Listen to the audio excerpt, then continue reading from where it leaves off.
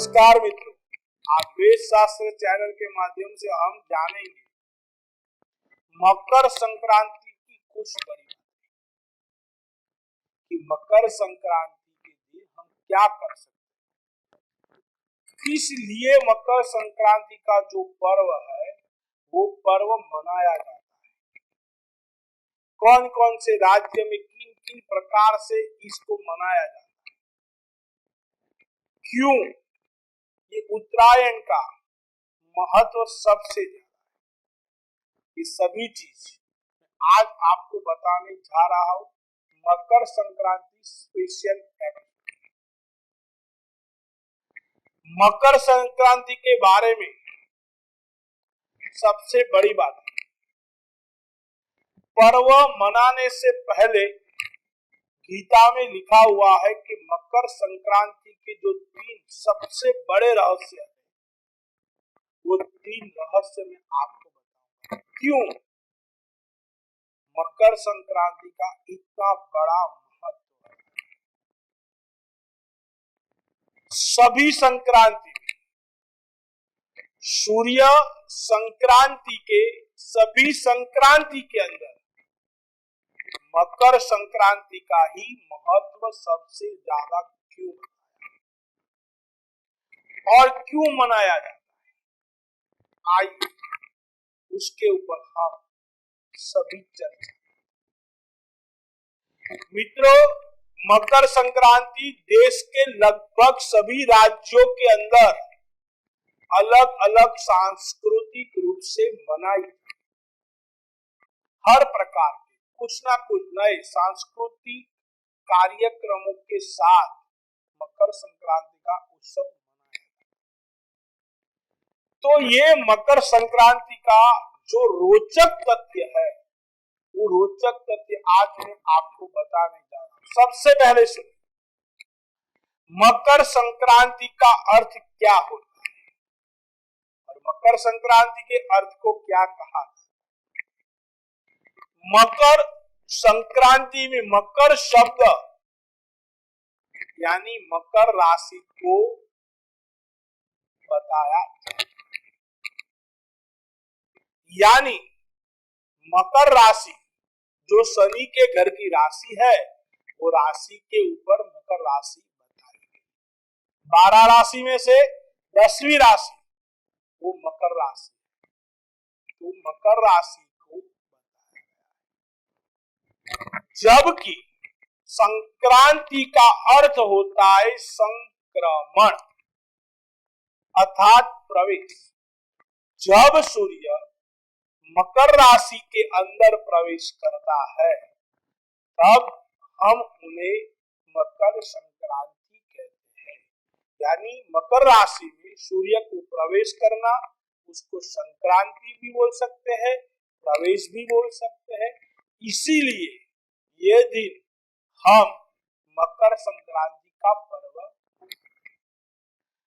मित्रों, बहुत आपको देखना है कि मकर संक्रांति के दिन सूर्य धनु राशि में से मकर राशि के अंदर प्रवेश करता है,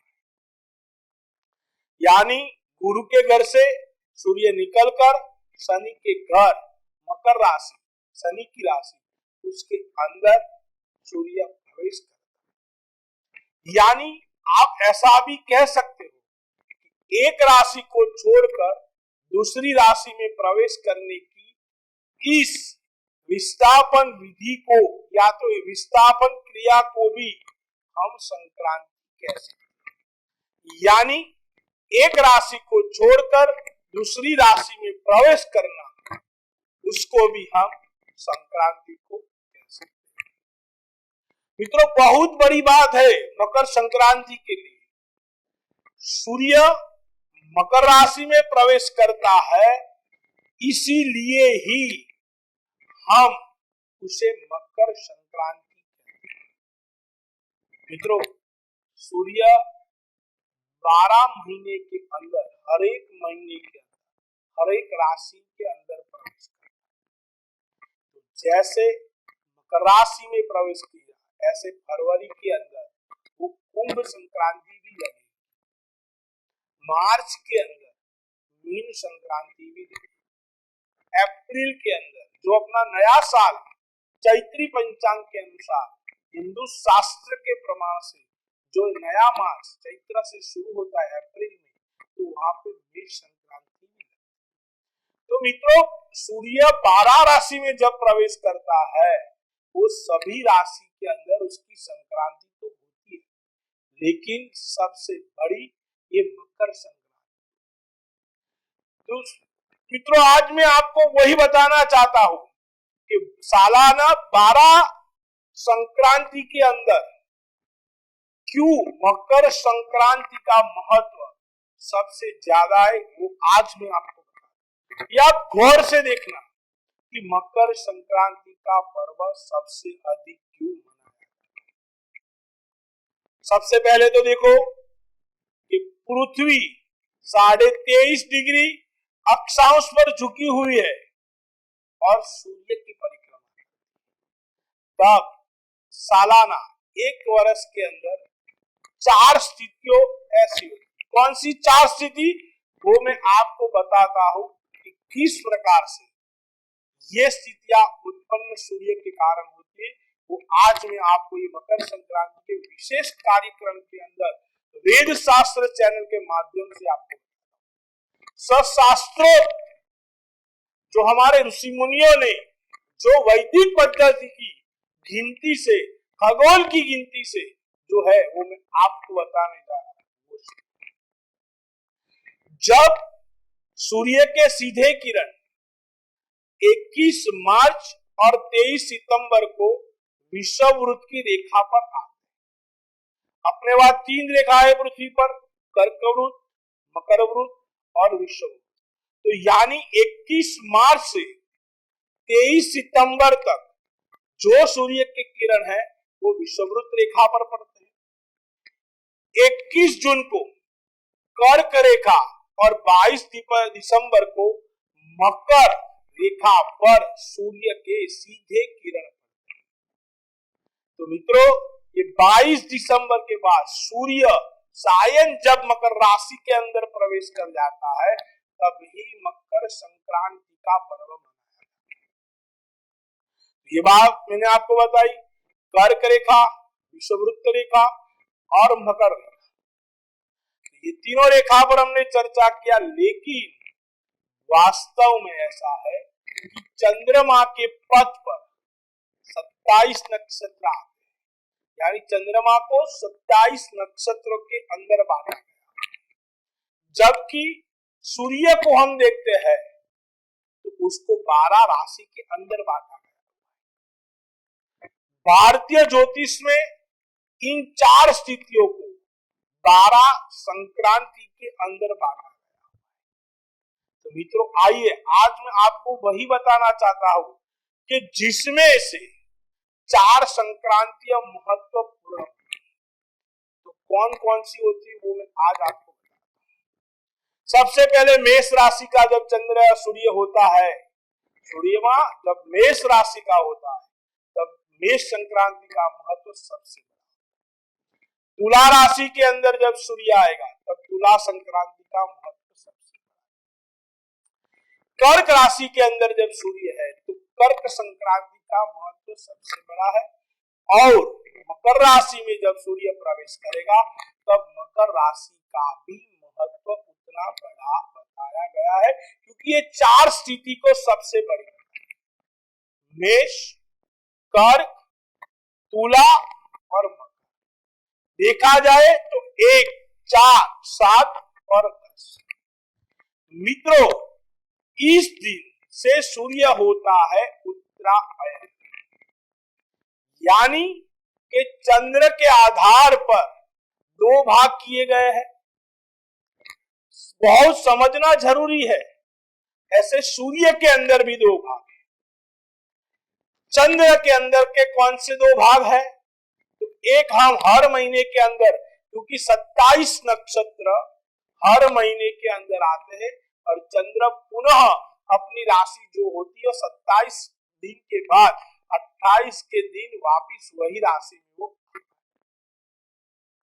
तो मित्रों, सूर्य चंद्रमा को जैसे शुक्ल पक्ष और कृष्ण पक्ष में बांटा गया हुआ है, वैसे ही यहाँ सूर्य माह को उत्तरायण और दक्षिणायन ये दो भाग के अंदर सूर्य को भी बांटा गया है। इसीलिए जब मकर राशि का सूर्य होता है, उसको सूर्य उत्तर की ओर प्रस्थापन करता है, उसके लिए हम उसको उत्तरायण भी कहते हैं। तो बहुत बड़ी बात मैंने आपको उत्तरायण का अर्थ में आपको बताने जा रहा हूं कि किस तरह उत्तरायण का अर्थ होता है। उत्तरायण का अर्थ इसी समय से धरती की उत्तरी गोलार्ध सूर्य की ओर मुड़ जाती है, इसीलिए हम इसको उत्तरायण कहते हैं। तो उत्तर से ही सूर्य निकलने लगता है,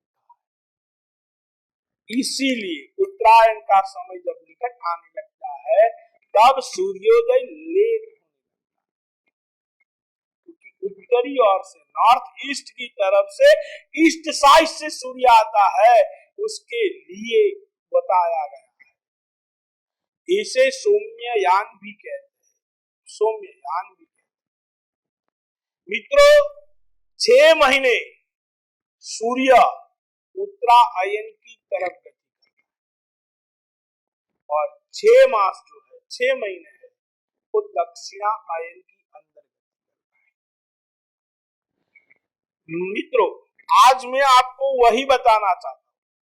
गिना, मकर, कुंभ, मीन, मेष, वृषभ और मिथुन, ये जो 6 संक्रांति है वो उत्तरायण की है। बाकी की जो 6 है, कर्क, सिंह, कन्या, तुला, वृश्चिक और धन संक्रांति, वो दक्षिणायन की है। कर संक्रांति से बीच के 6 मास का समंतराल जो है, उसको हम उत्तरायण और दक्षिणायन कहते हैं। वो मैंने आपको बताया।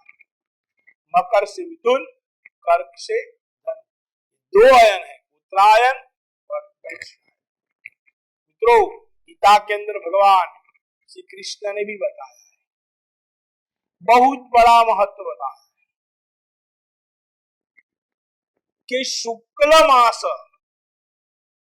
जो शुक्ल पक्ष के यानी शुद्ध उत्तरायण के जो 6 मास है, वो शुभकालीन मास बताया है। उनमें कोई भी इंसान जब अपना देह छोड़ के जाता है तो उसका पुनर्जन्म नहीं। और कालरात्रि धूम्र वर्ण यानी जो दक्षिणायन की ओर से जिसका मृत्यु होता है, उसको पुनर्पृथ्वी पर जन्म धारण करना है। उत्तरायण के 6 मास जो बताए हैं वो शुभ काल बताए गए। पृथ्वी प्रकाशमय रहती है, पृथ्वी का वातावरण शुद्ध रहता है, कोई मलिन तत्व ये पृथ्वी के ऊपर नहीं आ सकता है, इसीलिए उत्तरायण को शुभ माना गया। तो इसी प्रकाश में यदि शरीर कोई परित्याग करता है तो वो व्यक्ति पुनर्जन्म नहीं प्राप्त करता, ऐसे ही वो ब्रह्मलोक के अंदर प्राप्त हो जाता है। उत्तरायण का ये सबसे बड़ा महत्व। और आपको एक चीज और बता दूं, महाभारत का जो युद्ध हुआ था, उसमें युद्ध के जो सेनापति भीष्म पितामह थे, उन्होंने भी अपना देह उत्तरायण के निकट ही, उत्तरायण आने के बाद ही उन्होंने अपने देह के त्याग किया था। बल्कि भीष्म पितामह के पास, वो गंगा पुत्र थे, उनके पास इच्छा मृत्यु का वरदान भी था, तब भी भीष्म पितामह ने जब उत्तरायण आया उसी टाइम उन्होंने अपने देह का त्याग किया। क्यों? कि पृथ्वी पर पुनः जन्म लेके वापिस नहीं आना पड़े। इसीलिए उत्तरायण का महत्व शास्त्र में बहुत बड़ा है।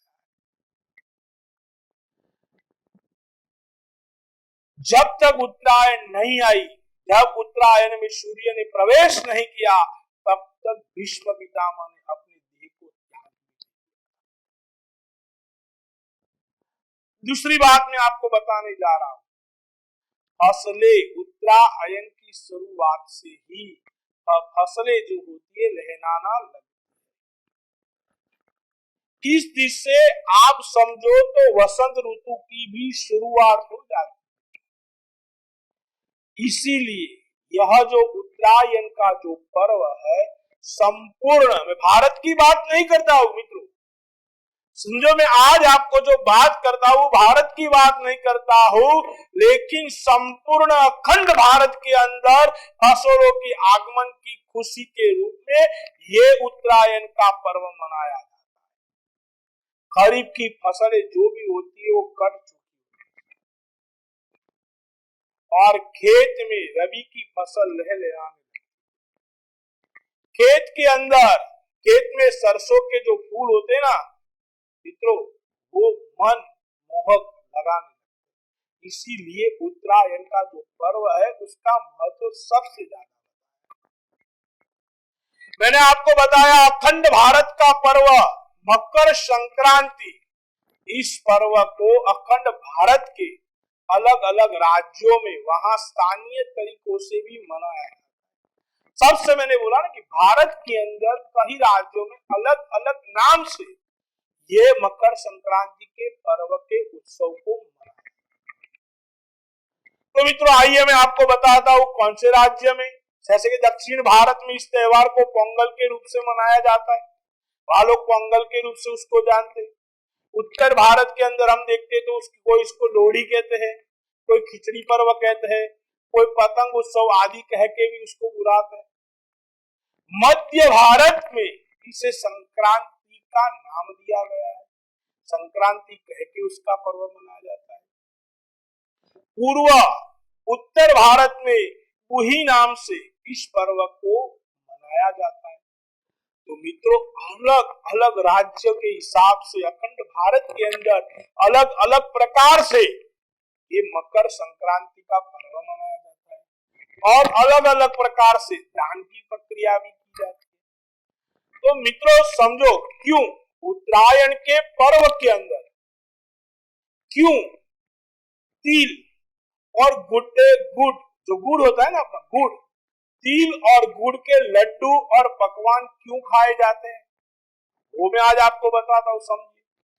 क्योंकि सर्दी के मौसम के कारण या तो सर्दी के वातावरण का तापमान बहुत कम होने से या तो कम होने के कारण, क्योंकि ज्यादातर अपना जो टेम्परेचर बॉडी को जब वो ज्यादा कोल्ड हो जाता है डायरेक्टली उसको गर्मी लगने लगती है, तो शरीर के अंदर टेम्परेचर के कारण रोग और बीमारियां जल्दी आती है, यानी अपने शरीर के अंदर रोग प्रतिकारक शक्ति है वो कम हो जाती है।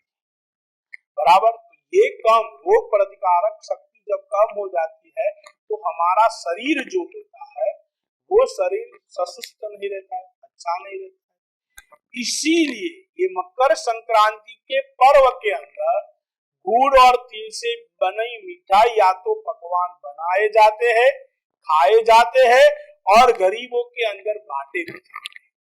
अपना भी हेल्थ अच्छा रहे, खाने वाला का अच्छा भी हेल्थ अच्छा रहे और जो खिलाते हैं इसके लिए इसका सेहत भी अच्छा रहे। वो अच्छी सोच के कारण, भारतीय की एक सोच है सर्वे हा सुखिना संतु सर्वे संतु निरामया, सभी का हेल्थ अच्छा रहे, सभी सुख से रहे, सभी निरोगी रहे, ऐसी आशा के साथ गुड़ और तल के जो लड्डू है वो बांटे भी जाते हैं, खिलाए भी जाते हैं और खाए भी जाते हैं। तीनों शब्द है, बांटे भी जाते हैं, खाए भी जाते हैं और खिलाए भी जाते हैं। उसमें से इन गर्मी पैदा करने वाले तत्वों के साथ ही शरीर के लिए सबसे लाभदायक एवं पोषक पदार्थ भी हमें प्राप्त। मित्रों इसीलिए उत्तर भारत में इस दिन खिचड़ी का भी भोग लगाया जाता है। वहां सब दाल चावल सब कुछ सब्जी वब्जी जो भी मिलता है 5-7 जात का वो दाल ले लेते हैं और वो पका कर वो खिचड़ी का पर्व गरीबों में भी बांटा जाता है, वो लोग भी खाते हैं। इसको गुड़ और तिल की रेवड़ी, इसको गजक भी कह सकते हैं, रेवड़ी और गजक का प्रसाद भी इस दिन बांटा जाता है। दूसरी बात आपको सबसे बड़ी बताने जा रहा हूं, आज मकर संक्रांति का पर्व आप यदि मनाने जा रहे हो तो सबसे पहले ये है कि मकर संक्रांति की सूर्य में आपने जैसे ही स्नान कर लिया तो स्नान, दान, पुण्य और पूजा बहुत ही श्रेष्ठ बताई गई। इसी दिन बहुत बड़ी बात बताने, क्यों मित्रों मकर संक्रांति का पर्व क्यों मनाया जाता है ना, वो आपको क्योंकि इस दिन भगवान सूर्य नारायण ने अपने पुत्र शनिदेव से नाराजगी त्याग कर उस दिन अपने पुत्र के घर गए थे। इसी दिन पवित्र नदी में स्नान करना, दान करना, पूजा करना आदि करने से हजारों गुना पुण्य हमें प्राप्त हो सकता है। यानी मकर संक्रांति के पर्व जब भी मकर राशि में सूर्य प्रवेश करता है उसी समय या तो उसके 2.5 घड़ी पहले और 2.5 घड़ी के बाद का जो समय है उसी समय आप नदी में स्नान करो, दान करो, पुण्य करो, होम करो, जप करो, जो कुछ भी करते हो उसका 1000 गुना आपको अच्छा फल प्राप्त होगा। तो इसीलिए मैं आपको बताने जा रहा हूं कि गंगा सागर में मेला इसी दिन लगता है। इसी दिन मलमास समाप्त होता है, जो धनुर्मास बोलते हैं, मलमास बोलते हैं, वो भी इसी दिन समाप्त होता है। इसी दिन से शुभ कार्य प्रारंभ होने के कारण लोग दान पुण्य करके अच्छी शुरुआत भी करते हैं। दिन को सुख और समृद्धि का माना जाता है। मकर संक्रांति दिन को सुख और समृद्धि का दिन भी माना जाता है। तो आइए मैं आगे एक आपको बात बता दूं, पतंग महोत्सव का पर्व, यह पर्व पतंग उत्सव से भी माना जाता है। क्यों माना जाता है? इस दिन लोग पतंग क्यों चगाते हैं?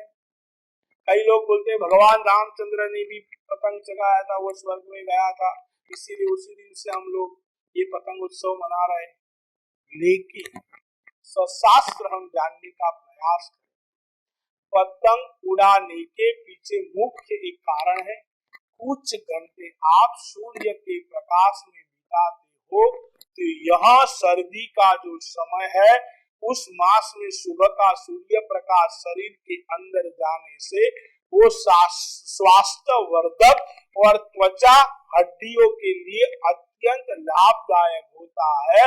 अतः उत्सव के साथ सेहत का भी अच्छा लाभ मिल जाए, इसीलिए हम सूर्य के सामने जाकर सूर्य का जो ताप होता है वो अपने शरीर पर लेने के लिए कुछ समय अपने टेरेस पर जाकर ये समय हम निकालते हैं। इसीलिए हम पतंग उत्सव उसको मनाए जाते, क्योंकि हमारे शरीर की जो हड्डियां है सर्दी के कारण जो जकड़ी गई हुई है वो सूर्य के ताप से वो जकड़ी हुई जो हड्डियां है वो थोड़ी स्वास्थ्य के लाभ के लिए भी मकर संक्रांति का पर्व आपके लिए बहुत ही। मित्रों आइए मैं आगे आपको बताऊं ऐतिहासिक तथ्य क्या है। हिंदू धर्म शास्त्र के अनुसार मकर संक्रांति से देवताओं का दिन भी आरंभ होता है, जो आषाढ़ मास तक रहता है। जनवरी से स्टार्ट होकर जुलाई तक, जब तक आषाढ़ शुद्ध 11 नहीं आती तब तक ये पर्व देवताओं के लिए भी मनाया जाता है। तो मित्रों महाभारत काल में भी भीष्म पिता ने, मैंने आपको आगे बताया ना, भीष्म पिता ने ही मकर संक्रांति का पर्व आने से ही अपना देह का त्याग किया। दूसरी बात आपको यह बताने जाता हूं, समझो एक बात सबसे पहली ये कि मकर संक्रांति के दिन भीष्म पितामह ने अपना देह त्याग कर वैकुंठ को प्राप्त हुए थे। सगर पुत्रों का उद्धार करने के लिए, बहुत बड़ी बात, सगर पुत्रों का उद्धार करने के लिए मकर संक्रांति के दिन ही गंगा जी भगीरथ के पीछे पीछे चलकर कपिल मुनि के आश्रम से होते हुए गंगा सागर में जाकर मिली थी। इसीलिए मकर संक्रांति का जो पर्व है उसको सबसे बड़ा पर्व माना। महाराज भगीरथ ने अपने पूर्वजों के लिए इसी दिन तर्पण किया था, इसीलिए मकर संक्रांति पर गंगा सागर के अंदर मेला आज भी। मकर संक्रांति के दिन दान पुण्य करने का सबसे बड़ा महत्व अपने शास्त्र। इसी दिन सूर्य अपने पुत्र शनि के घर 1 महीने के लिए जाते हैं, क्योंकि मकर राशि का स्वामी शनि है। मैंने आपको आगे ही बता दिया। आगे एक बात बताता हूं, वो सुनिए। भगवान विष्णु ने असुरों का अंत करके युद्ध समाप्त की घोषणा भी मकर संक्रांति के दिन ही। सभी असुरों के सिर को मंदार पर्वत में इसी दिन को दबाया गया। यानी बहुत बड़ी बात है। असुर का सिर मंदार पर्वत के अंदर दबाया गया। यानी उसका मतलब होता है अपने शरीर के अंदर जितनी अपनी बुराई आ रही हुई है, नकारात्मक शक्ति जो रही है, उसको खत्म करने का दिन भी मकर संक्रांति है। उसके लिए ये मकर संक्रांति का पर्व मनाया जाता है। मित्रों, यह 12 संक्रांतियां 7 प्रकार के 7 नाम वाली जो मैं आपको बताने जा रहा हूं, सुनिए। आपने कभी नहीं सुना होगा, बाद में आज आपको बताने जो किसी सप्ताह के दिन या तो किसी विशेष नक्षत्र के सम्मिलन के आधार पर उल्लेखित होती है, यानी आधार पर उसको निर्धारित किया जाता है, वो मैं आपको बताने जा रहा हूं। कौन सी 7 संक्रांति के नाम? तो सबसे पहले है मंदा, मंदाकिनी, द्वाक्षी, घोरा, महोदरी, राक्षसी एवं मिश्र। ये 7 संक्रांति के नाम है। मित्रों, घोरा रविवार है, या तो मेष या कर्क या मकर संक्रांति को घोरा बुलाते हैं। जब सोमवार के दिन संक्रांति का प्रारंभ होता है तो उसे द्वाक्षी बुलाते हैं। मंगलवार के दिन कोई संक्रांति का प्रारंभ होता है तो उसे महोदरी बताया है। बुधवार के दिन कोई संक्रांति का प्रारंभ होता है तो उसे मंदाकिनी बताया है। बृहस्पतिवार को यदि ये संक्रांति का प्रारंभ होता है तो उसको मंदा बताया है।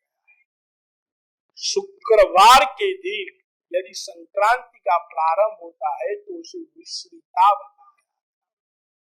और शनिवार के दिन यदि ये संक्रांति का प्रारंभ होता है तो उसे राक्षसी नाम से बताया गया है। मित्रों, इसी साल शुक्रवार के दिन संक्रांति आ रही, यानी इसका नाम है मिश्रिता।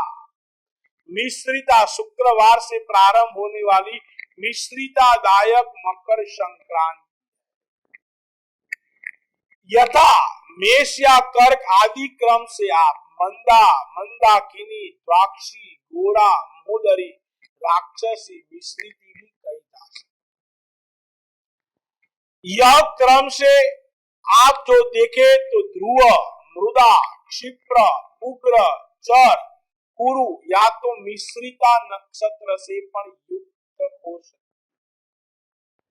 सबसे पहले मैंने आपको जो बताया वो वार के हिसाब से बताया। अब मैं आपको जो बताने जा रहा हूं वो चंद्रमा के हिसाब से। नक्षत्र युक्त संक्रांति भी हम उसको बोल सकते हैं।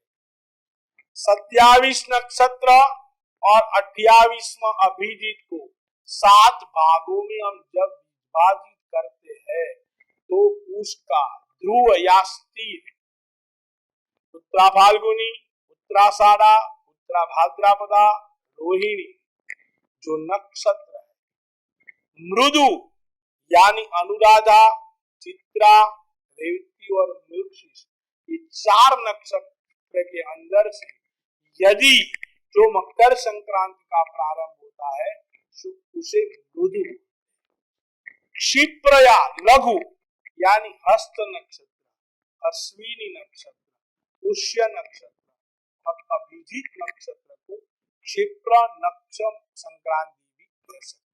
उग्रा यानी पूर्वा फाल्गुनी, पूर्वाषाढ़ा, पूर्वा भाद्रपदा, भरणी और मघा, इसको उग्रा संक्रांति पर कह सकते हैं। चर नक्षत्र संक्रांति यानी पुनर्वसु, श्रवण, धनिष्ठा, स्वाति और स्वतभिषा नक्षत्र से प्रारंभ होने वाली संक्रांति को हम चर संक्रांति पर कह सकते हैं। कूर संक्रांति या तीक्ष्ण, तो इसमें कौन से नक्षत्र है? तो मूल, ज्येष्ठा, आद्रा और अश्लेषा नक्षत्र से प्रारंभ होने वाली संक्रांति को हम कूर या तीक्ष्ण संक्रांति कह सकते हैं। मित्रों, मिश्रित या मृदु, तीक्ष्ण या तो साधारण संक्रांति किस नक्षत्र से प्रारंभ होती है वो मैं आपको बता रहा हूं। कृतिका, विशाखा, उक्त वार या नक्षत्र से पता चलता है कि इस बार की संक्रांति कैसी हो सकती है। यानी मिश्रिता, कृतिका और विशाखा नक्षत्र के आधार से जो भी संक्रांति प्रारंभ होती है उसको मिश्रिता संक्रांति कही जाती है। तो मित्रों, इस बार संक्रांति शुक्रवार को दिन प्रारंभ होती है, उसके लिए हम उसको मिश्रिता संक्रांति भी कह सकते हैं। और नक्षत्र के हिसाब से हम देखा जाए, हम तो भरणी नक्षत्र से यह संक्रांति का प्रारंभ होता है, तो इसीलिए हम इसे क्या कहकर बुला सकते हैं? तो उसे हम कह सकते हैं उग्र, इसीलिए हम उसे उग्र संक्रांति भी कह सकते हैं। मित्रों, तो इस साल आने वाली मकर संक्रांति शुक्रवार के दिन मिश्रिता और उग्र संक्रांति के नाम से भी पहचानी जा सकती है। मित्रों, इसी दिन देवताओं का दिन का भी प्रारंभ होता है। इधर हिंदू शास्त्र के अनुसार मकर संक्रांति से देवताओं का दिन भी आरंभ होता है, जो आषाढ़ मास तक रहता है। कर्क संक्रांति से देवताओं की रात्रि का प्रारंभ होता है, अर्थात देवताओं का एक दिन और रात को मिलाकर मनुष्य का एक वर्ष भी इसी दिन से प्रारंभ होता है। मनुष्य का एक माह, पितरों का एक दिन होता है, उनके दिन शुक्ल और कृष्ण पक्ष उसकी रात्रि होती है। यानी पितरों का दिन और रात्रि का महत्व भी यहाँ से हम लोग जान सकते हैं। दूसरी बात मैं आपको बताने जा रहा हूं, जो छोटे छोटे पॉइंट मकर संक्रांति के लिए है दर्शकों, मैं वो आपको बताने जा रहा हूं, वो आप सुनिए। कौन से पॉइंट से? सौर वर्ष की इसी दिन से, मकर संक्रांति के दिन से सौर वर्ष का भी प्रारंभ होता है। इसी दिन से सौर वर्ष के दिन की शुरुआत भी मानी जाती है। हालांकि सूर्य नव वर्ष सूर्य मेष राशि में जाने से प्रारंभ होता है। सूर्य का नूतन वर्ष जो होता है वो मेष राशि से प्रारंभ होता है, जबकि सूर्य एक राशि में निकलकर दूसरी राशि में प्रवेश करता है, तब दूसरा महीना प्रारंभ होता है। 12 राशियां सौर मास के 12 मास बताए गए। असल हिंदू धर्म के कैलेंडर सूर्य, चंद्र और नक्षत्र पर अधीन रहते हैं। मित्रों, सूर्य पर आधारित को सौर वर्ष और चंद्र पर आधारित चंद्र वर्ष और नक्षत्र पर आधारित को नक्षत्र वर्ष भी कहा जाता है। चंद्र के माह के 2 भाग होते हैं, शुक्ल और कृष्ण पक्ष। इसी तरह सूर्य के 2 भाग होते हैं, उत्तरायण और दक्षिणायन। सौर वर्ष का पहला मास मेष होता है, जबकि चंद्र वर्ष का पहला मास चैत्र होता है। मित्रों, नक्षत्र वर्ष का पहला मास चित्रा होता है। ऐसी ही बात मैंने आज आपको मकर संक्रांति के पर्व के लिए बताई मित्रों। ऐसी बहुत सारी जानकारी हमारे पास है। आप हमारे इस शो को लाइक करना, सब्सक्राइब करना और आपको मित्रों को भी भेजना। और सबसे बड़ी बात मैं आपको यही बताने जा रहा हूँ कि छोटे मोटे पक्षियों के लिए भी ध्यान रखना। पतंग उत्सव के अंदर छोटे मोटे जो पक्षी है उसका जीव की भी आपसे बने उतनी सुरक्षा और रक्षा करना। आप भी अपना ध्यान रखना। दूसरी बात यही है कि हमारे वहाँ यह पर्व इसीलिए मनाया जाता है कि स्नेह भाव हमारे अंदर बढ़े, हमारा परिवार आपस में इकट्ठा होकर एक साथ ये उत्सव को मनाए और परिवार के अंदर भी हम सब एक साथ जुटकर आगे बढ़े। इसीलिए यही हमारे हिंदू शास्त्र के अंदर, हिंदू धर्म के अंदर हम यही सब उत्सव मनाते हैं। तो मित्रों, आप सब लोग आपके परिवार के साथ ये उत्सव को मनाना। मकर संक्रांति का पर्व है, थोड़ा कुछ आपसे बने तो आपके घर परिवार के अंदर या तो निकट के कोई मित्र संबंधी के अंदर किसी को कोई जरूरत है तो उसके अंदर आप दान पुण्य करना, तो भगवान आपकी मनोकामना परिपूर्ण करेंगे। क्योंकि मैंने आपको पहले ही बताया कि थोड़ा सा भी दान इसी दिन हम करते तो उसको 1000 गुना पुण्य फल मिलता है। तो आप गरीब को कर सकते हैं, अपने निकट के संबंधी है, किसी की परिस्थिति आप जानते हो उसको भी दान कर सकते हैं। आपके जो पूर्वज है, जो पितृ है, उसके पीछे भी आप दान पुण्य कर सकते हैं। तो आप मंदिर में जाके, गरीबों को जाकर, किसी भी जगह पर जाके आप अपनी 2 हाथ से 10 उंगली से थोड़ा भी यदि दान कर देते हो तो दान का आपको आज के दिन बहुत बड़ा पुण्य प्राप्त हो सकता है। आप सबको एडवांस में मैं मकर संक्रांति की हार्दिक शुभकामनाओं के साथ मैं आपको बोलना चाहता हूँ कि आपको फिर से मैं बोलता हूँ कि आपको ये शो हमारा अच्छा लगे तो फिर से आप सबको लाइक, सब्सक्राइब और शेयर करना। ऐसी ही बातों के साथ फिर हम मिलते रहेंगे। तब तक के लिए आप सबको जय श्री कृष्ण।